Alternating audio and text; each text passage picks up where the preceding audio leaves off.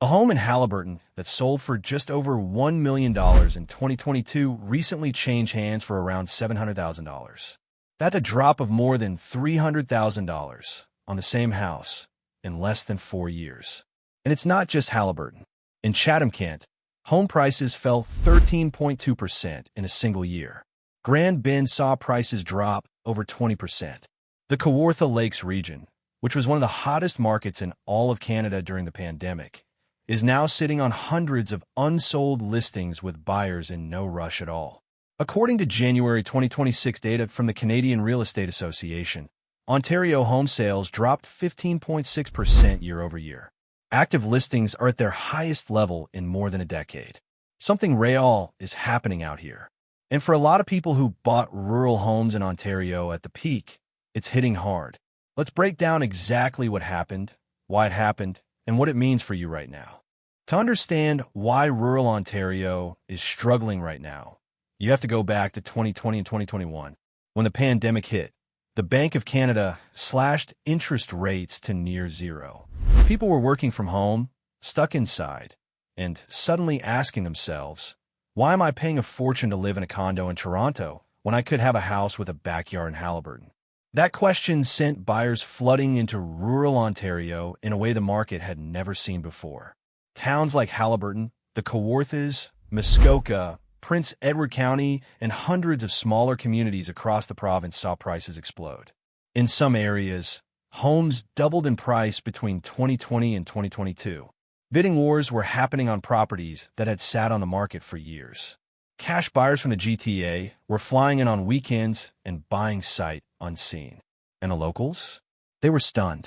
An area where a decent house used to sell for $400,000 was suddenly getting offers at $900,000, $1.1 million, sometimes more. The problem is, a lot of those buyers were counting on two things staying the same forever: interest rates staying low and remote work staying permanent. Neither one of those things held. By early 2022, the Bank of Canada started hiking rates aggressively to fight inflation. And the rural market, which had been riding on cheap money and pandemic panic buying, started to crack almost immediately. Here's where we are right now, as of early 2026. According to WOWA data, Ontario's average home price in January 2026 was $778,102, down 6.4% from just 1 year earlier. The benchmark price across Ontario is now 7% below where it was in January 2025. But in rural and small-town markets, the numbers are sharper. Haliburton's average home price is now sitting around $700,000, down from $966,000 in 2024, and down from a peak of over $1 million in 2022. That's a correction of roughly 33% from the top. Chatham-Kent, a region of small towns and villages in southwestern Ontario, saw home prices fall 13.2% in 1 year, dropping from $441,000 to $383,000. Grand Bend dropped over 20% year over year to $688,000. Peterborough County and the Kawarthas recorded average prices of around $695,000 as of mid-2025, down from $751,000 the year before. Northwestern Ontario dropped 5.2% to an average of $443,000, which sounds affordable until you realize those prices were half of that just 5 years ago. The Canada Mortgage and Housing Corporation, that's CMHC, said in its January 2026 outlook that Ontario prices are likely to keep falling in 2026, especially outside the major cities. And Ron Butler, a well-known Ontario mortgage broker, told CTV News Toronto at the start of this year, "The one thing for sure is that it's going to get worse in Ontario. There is no possibility of better." Before we keep going, if you're following the housing market and want this kind of breakdown every week, hit subscribe. We cover real numbers, real trends, and real impact. All right, let's continue. Here's what people need to understand about rural Ontario specifically. When the pandemic boom happened, cities like Toronto and Ottawa already had a deep base of local buyers, renters, jobs, hospitals, universities, and infrastructure to support long-term demand. Rural markets didn't. They got flooded with buyers who came for lifestyle, not because there was a growing local economy pulling people there. So when remote work policies started reversing, when companies started calling people back to the office, some of those pandemic buyers had a problem. They were 2 hours from Toronto, living in a house they bought at peak price, now facing a commute they didn't sign up for. The inventory surge you're seeing right now, a big part of it is people who bought rural between 2020 and 2022 now trying to get out. At the end of December 2025, Ontario had 45,255 active listings, the highest number of December listings in over 10 years, according to WOWA. The GTA alone had 5.8 months of inventory, which is firmly a buyer's market. But in smaller towns with fewer local buyers, the situation is even more lopsided. There's another factor here that doesn't get talked about enough. The federal government cut immigration targets significantly going into 2025 and 2026. According to RBC Economics, population growth in Canada is expected to be near zero in 2026, driven by reduced immigration and a net outflow of non-permanent residents. Cities can absorb that. They have economic gravity. Rural towns don't have the same cushion. When population growth slows down, demand in smaller markets drops faster and harder. Add to that U.S.-Canada trade tensions and tariff uncertainty, which has made Canadian consumers nervous about the economy overall, and buyers in rural markets, where jobs are fewer and economic diversity is thinner, are being extra cautious. CMHC specifically cited elevated economic uncertainty as a reason buyer confidence in Ontario is weak heading into 2026.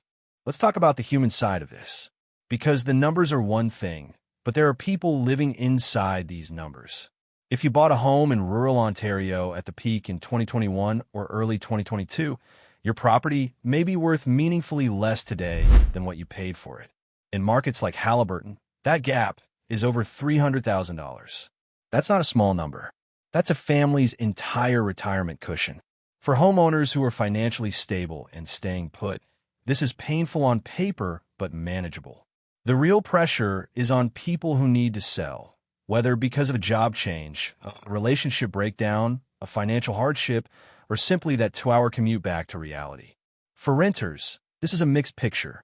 Average Ontario rent has actually come down, sitting at around $2,277 in December 2025, down 3.9% year-over-year, according to REA data.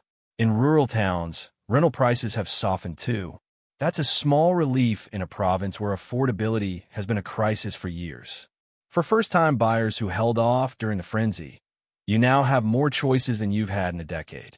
Victor Couture, an economics professor at the University of Toronto, told CTV that the market is resetting people's expectations. He said, and this is worth hearing, the path to wealth shouldn't be to buy property, but that's the mindset that's been fed to people for so long. For investors who piled into rural Ontario expecting short-term rental income from cottage country properties, the math has changed. Short-term rental rules have tightened in many municipalities. Rental income expectations are lower, and the price they paid is above what the market will currently support. So, where does this leave rural Ontario heading into the rest of 2026? CMHC's official forecast says prices will likely keep falling in Ontario through 2026 before a recovery starts in 2027. RBC Economics said Ontario and BC are experiencing the steepest price drops in the country right now due to high inventory, weak demand, and strong competition among sellers. The Desjardins economist Carrie Norman told CTV she believes the market will stabilize this year, gradually. But she also said first-time buyers have time because months of inventory are still elevated. The honest answer is, no one knows exactly when the bottom arrives. But what is clear is that rural Ontario bought into the pandemic dream on credit, and the bill has come due.